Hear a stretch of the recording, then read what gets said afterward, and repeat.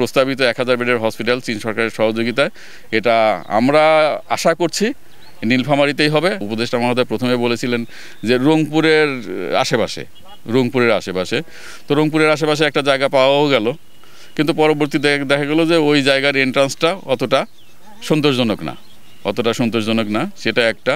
আর তারপরে যে নীলফামারীর ডিসি মহোদয়কে ধন্যবাদ দিতে হয় এই জন্যে যে উনি অনেক দ্রুততার সাথে এরকম একটা জায়গার খোঁজ বের করে এবং খুব দ্রুততার সাথে রিপোর্ট করেছেন, যেটা মানে আমি বলবো যে উনি আমার ইজ্জত রক্ষা করছেন আর কি।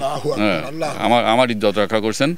তো সেদিক থেকে আমরা এখন পর্যন্ত মানে খুব পজিটিভ অবস্থানে আছি যে এই যে জায়গায় আমরা দাঁড়ায় আছি এই জায়গাতে এখন পর্যন্ত কেউ দ্বিমত পোষণ করেন নাই।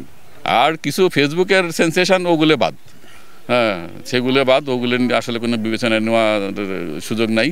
তো যে প্রস্তাবিত 1000 বেডের হসপিটাল চীন সরকারের সহযোগিতায় এটা আমরা আশা করছি নীলফামারীতেই হবে এবং এই জায়গাতেই হবে ইনশাআল্লাহ। এটাই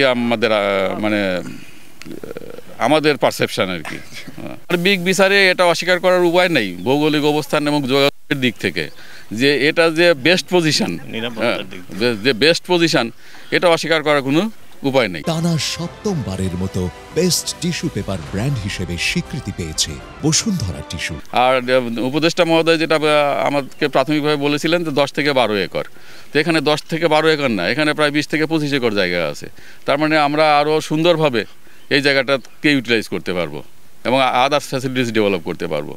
তো সেদিক থেকে এবং আর নিরাপত্তা যেটা ডিসি মহোদয় বলছেন যে আমরা জানি উত্তরবঙ্গের মানুষ এমনিতেই আচার আচরণের দিক থেকে ভালো।